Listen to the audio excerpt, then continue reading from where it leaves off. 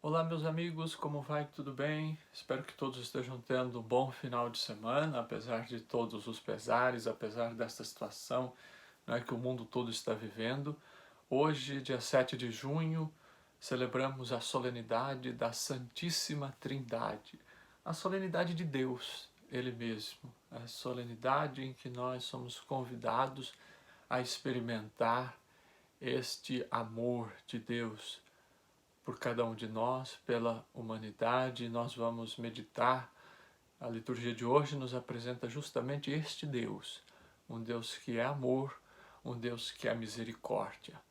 Então eu convido você, antes de mais nada, antes de começarmos, eu convido você a compartilhar esta live, a deixar também o seu like, a dar o seu gostei, também deixar seu comentário, por que não? E se você gostou desta live, deste vídeo, você, por favor, compartilhe com outras pessoas, e também não se esqueça de se inscrever no canal, caso você ainda não tenha feito, e se você puder ativar o sininho, que assim você recebe notificações. Se você está no Facebook, então você dê um like, um gostei e também um compartilhar. Nós vamos então fazer uma breve oração em nome do Pai, e do Filho, e do Espírito Santo. Amém. Façamos a oração do dia, a oração litúrgica de hoje, que ela é muito bonita e muito profunda. Ó Deus, nosso Pai, enviando ao mundo a palavra da verdade e o Espírito Santificador, revelastes o vosso inefável mistério. Fazei que, professando a verdadeira fé, reconheçamos a glória da Trindade e adoremos a unidade onipotente. Por Cristo nosso Senhor. Amém. Que o Senhor inspire as nossas palavras, inspire o nosso coração, a nossa mente, para que possamos anunciar com dignidade e com sabedoria a palavra dele. Amém. Bom, o evangelho de hoje é tirado de São João, capítulo 3, versículos 16 a 18. Jesus disse a Nicodemos: Deus amou tanto o mundo que deu o seu Filho unigênito, para que não morra todo o que nele crer, mas tenha a vida eterna. De fato, Deus não enviou o seu Filho ao mundo para condenar o mundo, mas para que o mundo seja salvo por meio dele. Quem nele crê não é condenado, mas quem não crê já está condenado, porque não acreditou no nome do Filho unigênito. Palavra da salvação, glória a vós, Senhor. Bom, então, minha gente, eu acho que nós temos dois caminhos para conduzir esta reflexão de hoje. Um é o caminho dogmático, é o caminho da gente estabelecer, e apresentar aquilo que a Igreja define como dogma de fé a respeito da Santíssima Trindade, sendo a Santíssima Trindade. Um outro caminho é nós trazermos mais para uma visão pastoral, como é que a Santíssima Trindade ela age hoje, como é que influência esta vida de Deus tem na nossa vida humana hoje. Eu acho que nós podemos fazer ambos aqui, eu acho que a gente pode prolongar um pouco o tempo e apresentar essas duas vertentes, digamos assim, essas duas faces da mesma moeda, talvez, mas, claro, explicitando muito mais aquilo que as leituras deste domingo vêm nos apresentar sobre a Trindade, sobre Deus.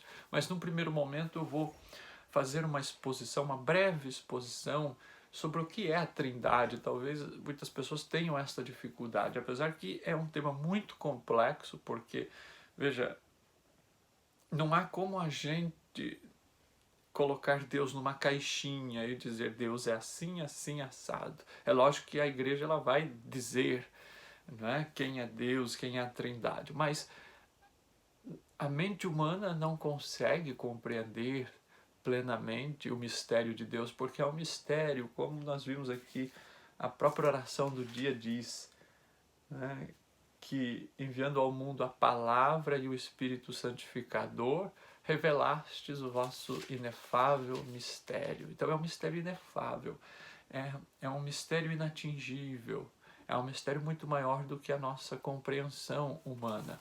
Mas é interessante, eu acho que vale a pena, a gente consegue colocar aquilo que a doutrina da igreja ensina sobre a Trindade. O termo Santíssima Trindade, primeira coisa a gente precisa compreender, ele não está na Bíblia. Não é? A gente na Bíblia não encontra esse termo Santíssima Trindade.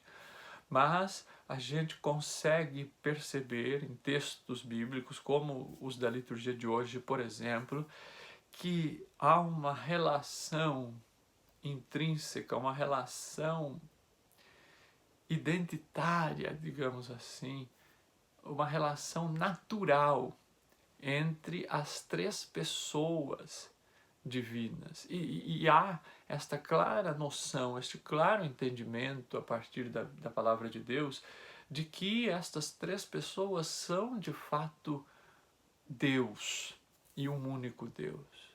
Não é? Porque é muito claro quando Jesus fala que ele veio do Pai, que ele e o Pai são um. E também quando ele disse que o Espírito virá para revelar, o Espírito da verdade virá. E Jesus diz, eu sou o caminho, a verdade e a vida. Então, ou seja, se é o Espírito da verdade, é o Espírito dele, Jesus. Então a gente compreende aí que são três pessoas que se relacionam perfeitamente nesta comunhão e que, porém, são um único Deus. Tá?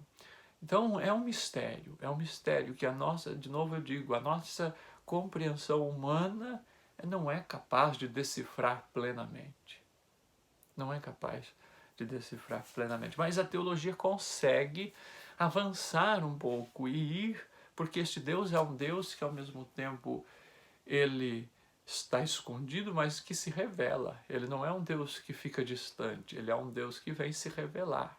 E Jesus vem para revelar o Pai. Então ele é um Deus que se dá a conhecer a cada um de nós.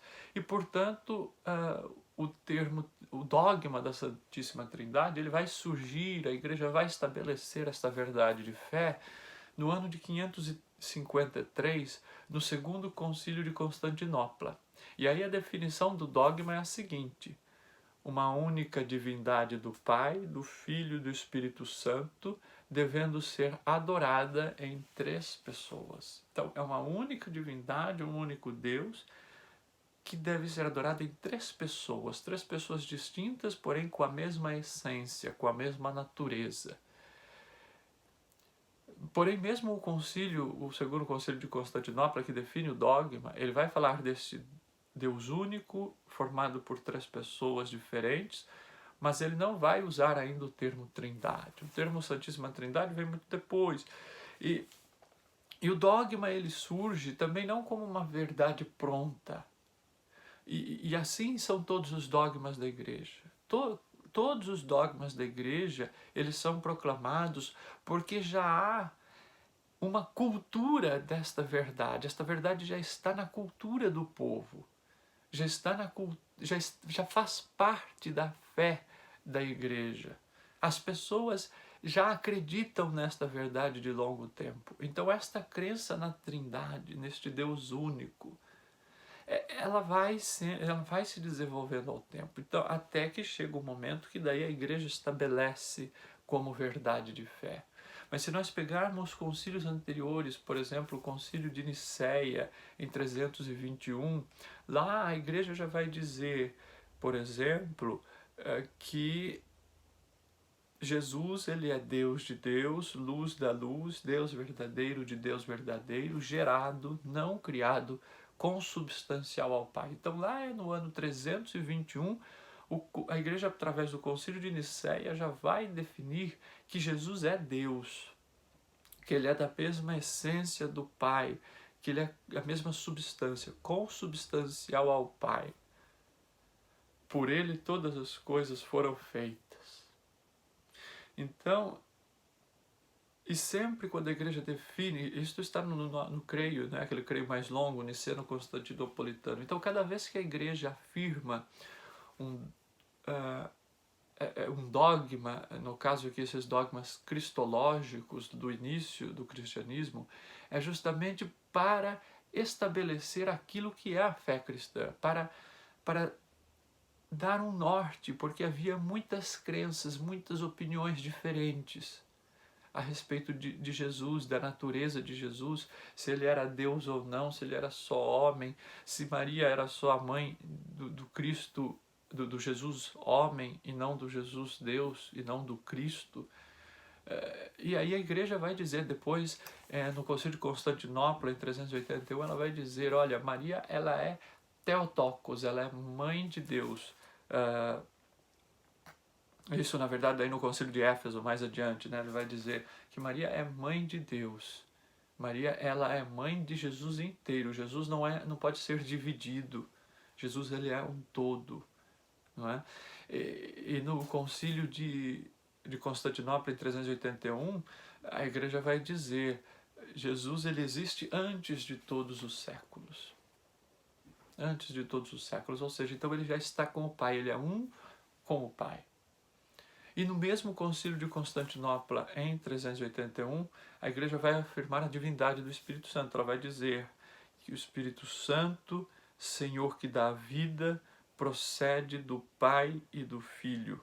E como o Pai e o Filho é adorado e glorificado. Por isso este creio chama o creio niceno-constantinopolitano, porque foi definido, foi formado nos concílios de Niceia e de Constantinopla.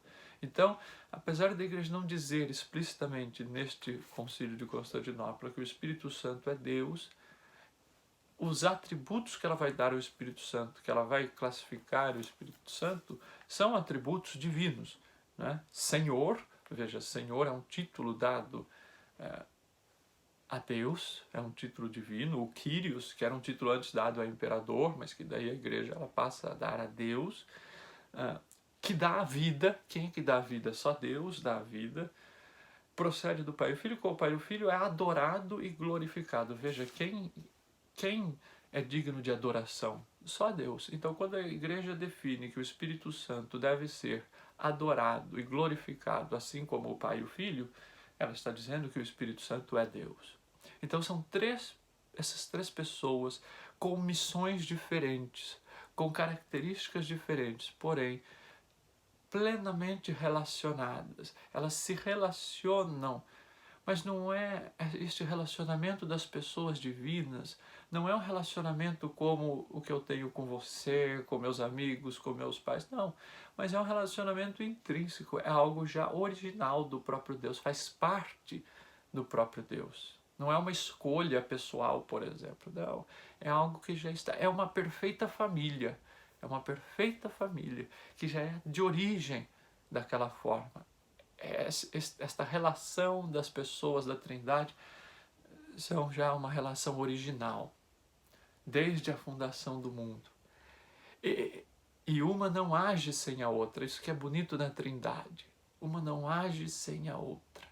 É como um casal que, por exemplo, é chamado a ser uma só carne. Veja, são duas pessoas, mas formam uma só carne a partir do matrimônio. Então, são um só. Né? São duas pessoas diferentes o casal, mas ali, a partir do sacramento, é uma só carne. Né? Mais ou menos a gente pode assim, então, ver como que se dá esta unidade na Trindade, né? Essa unidade da Trindade. E a gente pode dizer que essas missões diferentes de cada uma das pessoas, veja, o Pai é o amante, é aquele que ama. Jesus, o Filho, é o amado do Pai. E o Espírito Santo é o amor, que une e que transmite, não é, esta mensagem do Pai através do Filho. E na liturgia da igreja a gente pode ver como que a Trindade age. Não é? Toda a liturgia da igreja, toda a missa, por exemplo, é um culto prestado ao Pai por Jesus, através de Jesus, oferecendo ao Pai o único sacrifício de Jesus no Espírito Santo. O Espírito Santo é que torna este sacrifício agradável ao Pai. Então a liturgia da igreja é sempre assim, é o Espírito Santo que reúne a comunidade, por exemplo, é o Espírito Santo que é invocado sobre a matéria do pão e do vinho, para que sejam ali santificados, para que se tornem, portanto, uma oferenda perfeita. Então, na liturgia da igreja, a Trindade age. E assim também deve ser na nossa oração. Mas muito bem, este é o aspecto dogmático, por exemplo. Mas esta verdade da Trindade, que existe desde os primórdios da igreja, ela já está presente sempre, né, na igreja, através do batismo, por exemplo. Nós celebramos 2 semanas atrás a festa da Ascensão, em que Jesus dizia: "Ide batizai em nome do Pai, do Filho e do Espírito Santo". Então esta realidade da Trindade já está no nosso batismo cristão desde o princípio da igreja. Na nossa oração, como eu disse, a liturgia é sempre este culto trinitário, este culto ao Pai, pelo Filho, no Espírito Santo. E já na palavra de Deus, na pregação e na oração da igreja, a gente já vê isso. A segunda leitura de hoje é tirada da carta de São Paulo aos Coríntios, a segunda carta, capítulo 13, versículos de 11 a 13, e São Paulo vai dizer: "A graça do Senhor Jesus Cristo, o amor de Deus e a comunhão do Espírito Santo estejam com todos vós". Então já é uma saudação da igreja desde os primórdios. São Paulo já usava esta saudação trinitária. São Paulo já usava isto. Então veja, e é a saudação que a gente hoje usa ainda nas nossas celebrações. A graça de Deus, nosso Pai, o amor de Jesus Cristo, a comunhão do Espírito Santo, né? Então, vem, né, esta comunhão da Trindade. Mas agora uma outra coisa muito importante é que a liturgia de hoje nos apresenta quem é este Deus. Quem é este Deus que se relaciona perfeitamente? Quem é este Deus modelo de comunidade? A liturgia, nesta solenidade da Santíssima Trindade, no ano litúrgico A, que é o ano que estamos vivendo, nos apresenta o que eu digo que é o importante para a nossa vida de hoje. A liturgia de hoje, meus irmãos, nos mostra quem é este Deus, quem é esta Trindade que nós adoramos, que nós reverenciamos. Quem é esta Trindade que nós amamos? Esta Trindade, o Evangelho de hoje vai nos mostrar. Deus, né? Quem é este Deus? Este Deus é aquele que amou tanto o mundo que deu o seu Filho unigênito, para que não morra todo o que nele crer, mas tenha a vida eterna. Então, este Deus que se revela é um Deus amor. Um Deus que amou tanto o mundo para que o mundo seja salvo, para que todo aquele que nele crer tenha a vida eterna. Este é o grande atributo de Deus, esta é a grande identidade de Deus. Deus é amor. E o versículo 17 vai dizer: "De fato, Deus não enviou o seu Filho ao mundo para condenar o mundo, mas para que o mundo seja salvo por ele". Então Deus não é um Deus que vem para condenar. Deus não é um Deus que vem para oprimir as pessoas. Não. Deus para rotular as pessoas. Quem julga, quem condena somos nós humanos. Deus, ele vem com misericórdia. Ele vem para dar o seu amor. Esta é a grande identidade de Deus. Esta é a grande revelação de Deus para nós. Jesus vem revelar isso, que Deus, ele é amor. Muitas vezes a gente quer condenar o mundo, quer condenar as pessoas, muitas vezes a gente quer julgar as pessoas.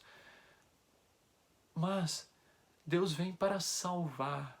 Deus vem para derramar misericórdia. Isso não quer dizer que a gente vai ser conivente com as injustiças.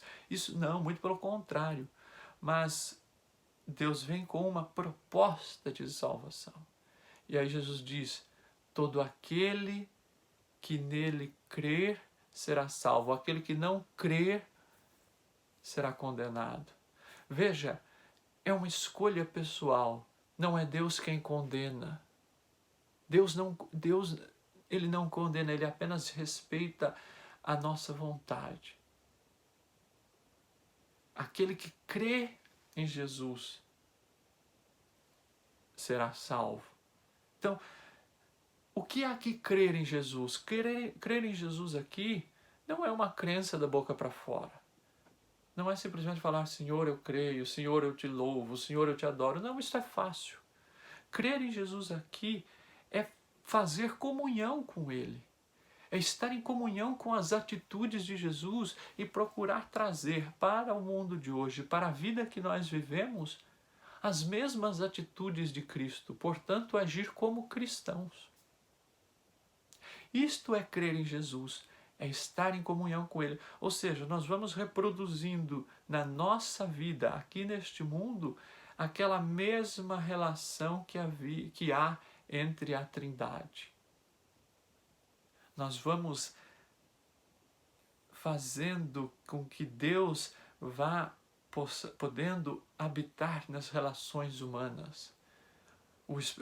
Através do Espírito Santo, Deus vai dando vida e santificando as nossas relações aqui, o nosso comportamento aqui.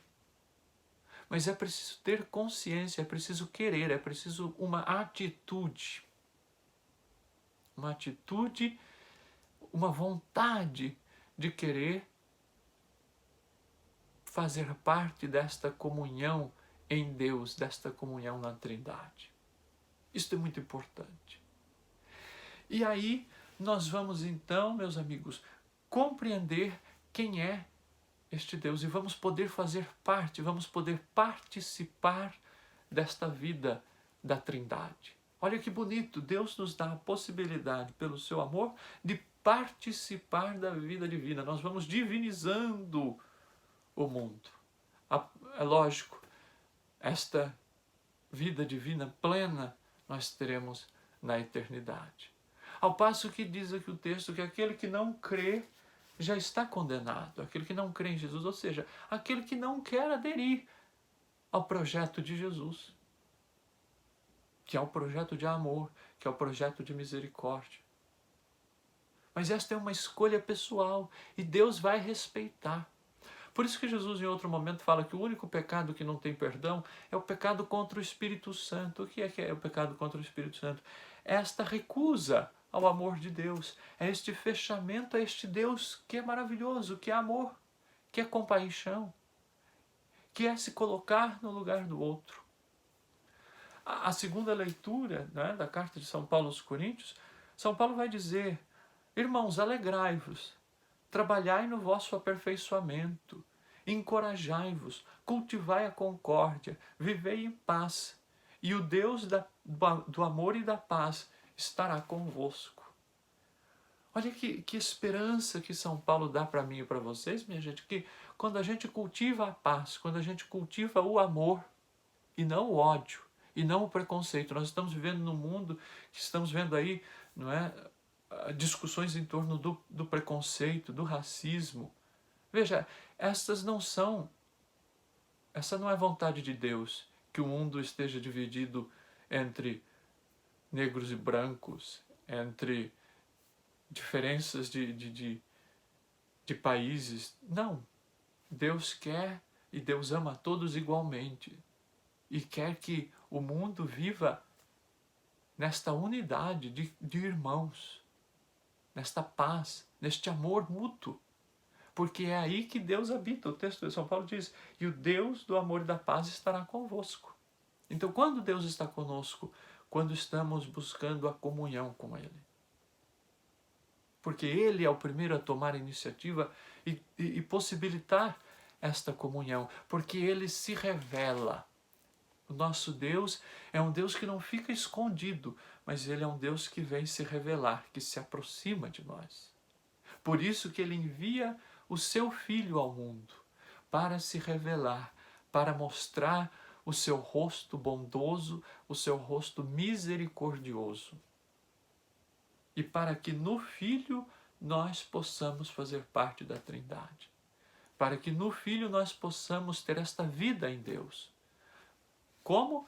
Através das atitudes semelhantes às atitudes de Jesus. A primeira leitura do livro do Êxodo vai mostrar exatamente isso. Moisés havia estabelecido, Deus havia estabelecido com Moisés a aliança, dado os mandamentos. Moisés apresenta esses mandamentos ao povo. O povo está atravessando o deserto após fugir do Egito, rumando à terra prometida. Só que numa das ausências de Moisés, quando ele estava indo conversar com Deus, o povo se revolta. O povo resolve fazer um bezerro de ouro, um ídolo, portanto, e prestar culto, adorar este ídolo. Quando Moisés volta, ele vê aquilo, ele se indigna, ele quebra as tábuas da lei, porque o povo estava sendo infiel ao amor de Deus. E aí Moisés retorna para o monte, conversa de novo com Deus, leva 2 novas tábuas para que a aliança seja renovada. E Moisés, ele diz a Deus: Senhor, eu peço que, apesar da infidelidade, apesar deste povo ser um povo de cabeça dura, que o Senhor tenha misericórdia. Que o Senhor tenha misericórdia e acolha este povo como sua propriedade. E Deus vai se revelar a Moisés. O texto diz que a nuvem desce e encobre ali onde Moisés estava. Vejam, meus irmãos, a nuvem é um sinal da presença de Deus. A nuvem é um sinal deste Deus que ao mesmo tempo que é um mistério, deste Deus que ao mesmo tempo está escondido, mas que ao mesmo tempo vem e se revela. É um sinal da manifestação de Deus. E como Deus se revela? Como Deus misericordioso e clemente, paciente, rico em bondade e fiel. O povo é infiel, eu sou infiel, você certamente tem as suas infidelidades, mas Deus não abandona nunca. Deus jamais deixa de ser fiel. Minha gente, este é o Deus que nós acreditamos. É este Deus que nós celebramos hoje nesta solenidade da Santíssima Trindade. Muito mais importante do que conhecermos o dogma, do que ficarmos presos ali na matemática do dogma, digamos assim, na racionalidade do dogma. O importante, de verdade, é que nós acolhamos este Deus como amor, como misericórdia e nos voltemos aos nossos irmãos e irmãs com misericórdia, com perdão, com solidariedade, com justiça. Assim, nós estaremos fazendo uma comum união com este Deus, que é esta relação perfeita de pessoas. E assim nós poderemos entrar em contato e participar desta mesma vida de Deus, que Ele nos possibilita através do batismo, no qual somos inseridos na Trindade.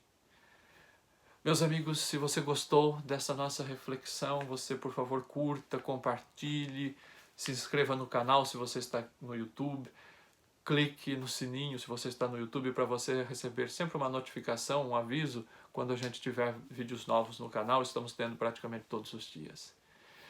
Que o amor de Deus, que a graça de nosso Senhor Jesus Cristo, o amor de Deus nosso Pai, a comunhão, a força do Espírito Santo esteja com cada um de vocês neste domingo bonito da Santíssima Trindade e sempre.